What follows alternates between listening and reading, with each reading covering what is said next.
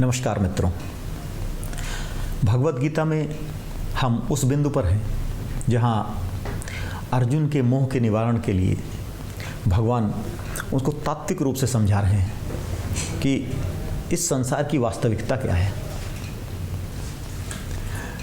न त्वेवाहम जातु नासम न तम नेमे जनाधिपाः न च नैव भविष्यामः सर्वे वयम् अतः परम्। इस बात पे विचार करना आवश्यक है कि हम हैं क्या। हम क्या ये शरीर हैं या हम आत्मा हैं, हम हैं क्या।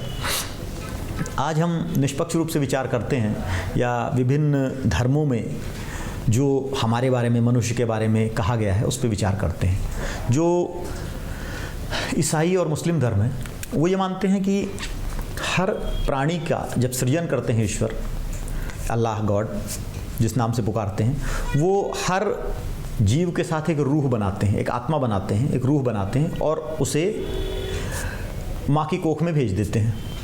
और जब व्यक्ति पैदा होता है, अपना काम करता है और जब मृत्यु होती है व्यक्ति की, तो वह जो रूह है, वह आत्मा है, वो अंतिम दिन के लिए इंतज़ार करती है अपनी कब्र में पड़े हुए। और अंतिम दिन उसके कर्मों का फैसला होता है। अगर वो कुरान के हिसाब से कर्म किए हैं या बाइबल के हिसाब से कर्म किए हैं तो उसको जन्नत देते हैं, और अगर उसके हिसाब से काम नहीं है तो उसको जहन्नुम देते हैं। एक ये थ्योरी है। दूसरी थ्योरी सनातन धर्म की है, जो भगवत गीता में भगवान कृष्ण बता रहे हैं कि आत्मा अजर अमर है और आत्मा न पैदा होता न मरता कभी। जो शरीर है वो नष्ट होता है। जैसे हम मोबाइल को देखें तो एक मोबाइल हम लेते हैं और उसमें हमारी सिम होती है, हमारी एक आइडेंटिटी है, हम क्लाउड पे बना देते हैं उसको। मोबाइल हम चेंज करते रहते हैं लेकिन वो हमारी आइडेंटिटी कंटिन्यू रहती है। भगवान कृष्ण कहते हैं कि जो व्यक्ति है, मनुष्य है, वो आत्मा है, जीव है, जो अनंत काल से जन्म ले रहा है। ऐसा कभी नहीं था, न त्वेवाहम जातु नासम न तम नेमे जनाधिपाः। ऐसा कभी नहीं था कि मैं नहीं था कभी, या तुम नहीं थे अर्जुन कभी, या ये जो राजा लोग हैं ये कभी नहीं थे। और ऐसा नहीं है कि आगे ये लोग नहीं रहेंगे। आज मैं कृष्ण के रूप में हूँ, तुम अर्जुन के रूप में हो, ये लोग इस रूप में। पहले हम किसी दूसरे रूप में थे, किसी अन्य जन्म में थे, हमारा नाम कुछ और था, तुम्हारा नाम कुछ और था, आगे किसी और नाम से हम पैदा होते रहेंगे। ये सतत श्रृंखला है। अब हम विचार करते हैं कि दो सिद्धांत हैं। एक पुनर्जन्म का सिद्धांत, सतत जीवन की श्रृंखला। दूसरा, ईश्वर ने हर शरीर के लिए एक आत्मा बनाई और वन टाइम है ये। इन दोनों में कौन सा सिद्धांत सही है और तार्किक है? अगर हम मान लें कि बाइबल या कुरान का सिद्धांत एक सही सिद्धांत है, तो प्रश्न ये उठता है कि अल्लाह क्यों किसी आत्मा को सांप में भेज देता है, बिच्छू में भेज देता है, छोटे मोटे जीव बना देता है। किसी आत्मा को, किसी के लिए वो आत्मा को वो मनुष्य बना देता है। किसी को क्यों वो गरीब के घर में पैदा कर देता है, किसी को अमीर पैदा कर देता है। किसी को उसने ऐसा पैदा कर दिया कि पैदा होते ही उसको सारे सुख सुविधाओं से युक्त है, सारी चीज़ें उसके पास हैं। दूसरी जगह ऐसी घर में वो पैदा हो गया जहाँ उसके पास खाने को नहीं है, मूलभूत संकट उपलब्ध है। किसी को अल्लाह ने क्यों अंधा पैदा कर दिया, लूला लंगड़ा पैदा कर दिया, बीमार पैदा कर दिया। किसी को क्यों सारी शारीरिक शक्तियों से युक्त बना दिया। इस प्रश्न का जवाब क्रिश्चियनिटी और इस्लाम के पास नहीं है। वो कहते हैं भाई ईश्वर की यही मर्जी थी, यही किया। तार्किक उत्तर नहीं है। अगर ये बात आप हिंदू से कहोगे, हिंदू धर्म में कहोगे, सनातन धर्म में कहोगे, भगवान कृष्ण से पूछोगे, तो ये कहेंगे कि आपने जैसे कर्म किए उसके हिसाब से आपको आपका जीवन मिला है। आपने अच्छे कर्म किए तो आपको अच्छी जगह जीवन मिला, आपने बुरे कर्म किए तो आपको बुरी जगह जीवन मिला।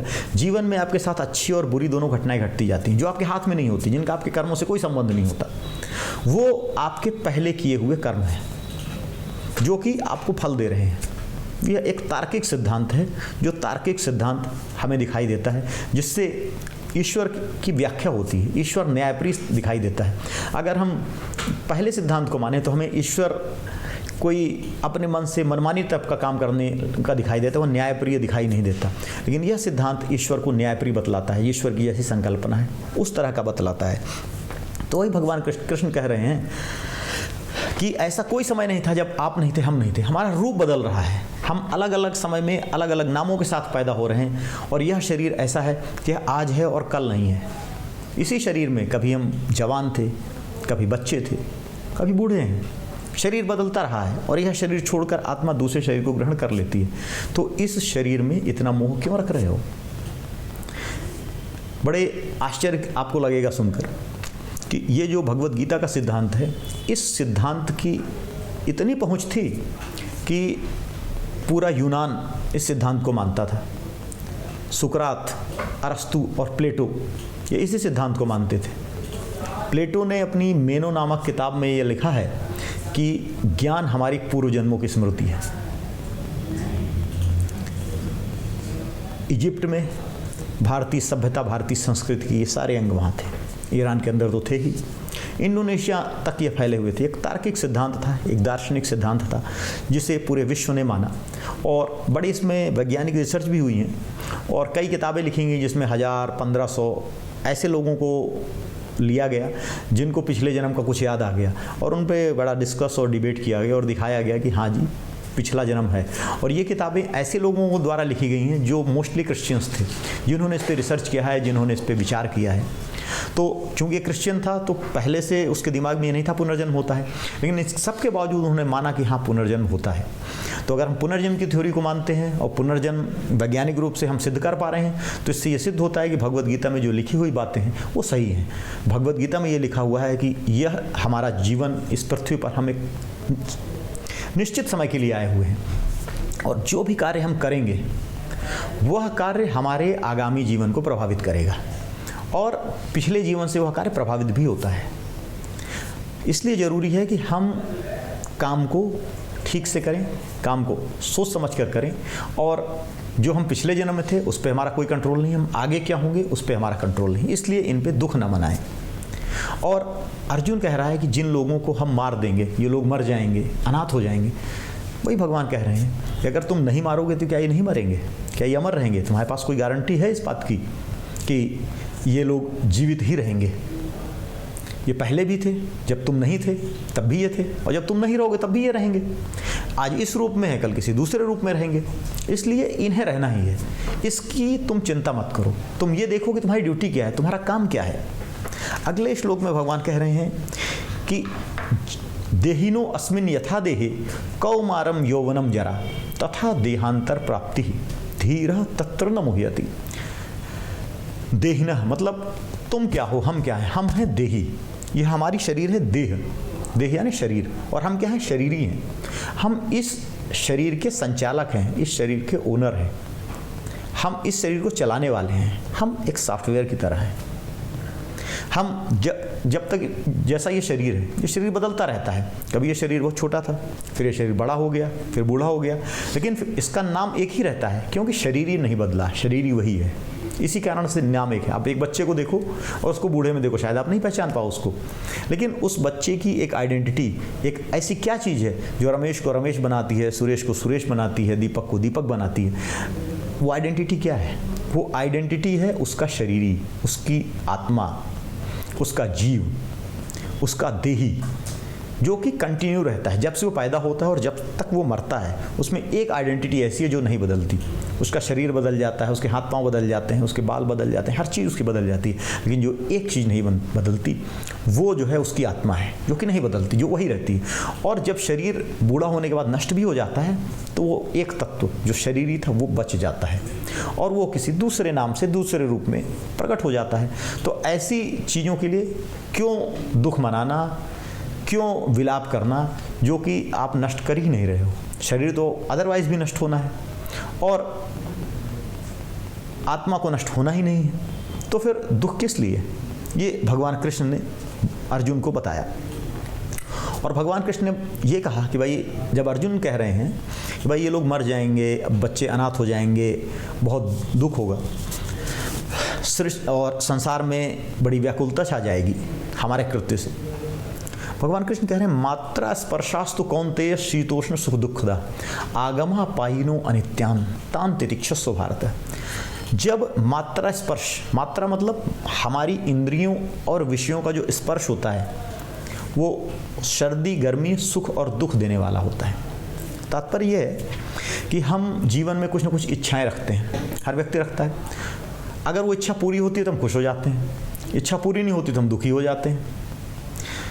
जैसे कभी सर्दी बहुत पड़ती है तो हमें ठंड ज़्यादा लग जाती है तो हम समस्या हो जाती है, गर्मी ज़्यादा पड़ जाए तो भी हमें समस्या हो जाती है।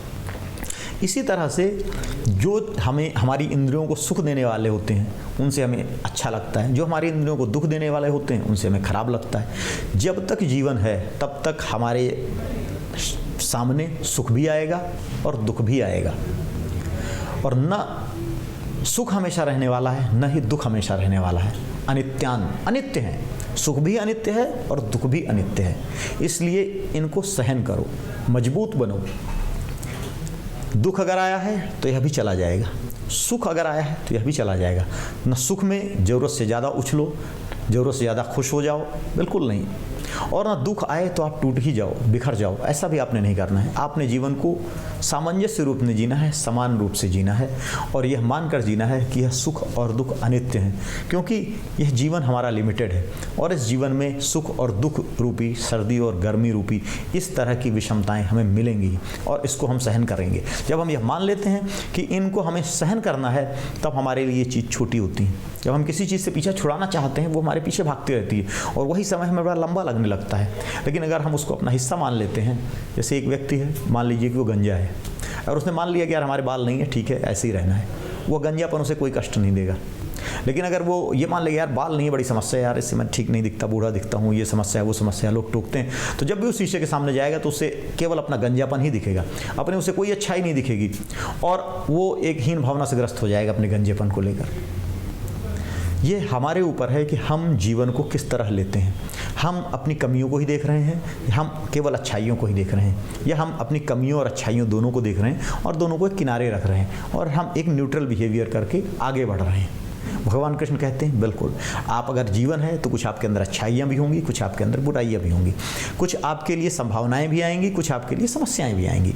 यह जीवन का अंग है और इनको सहन करो, इनमें समत्व भाव रखो और जीवन को आगे लेकर जाओ।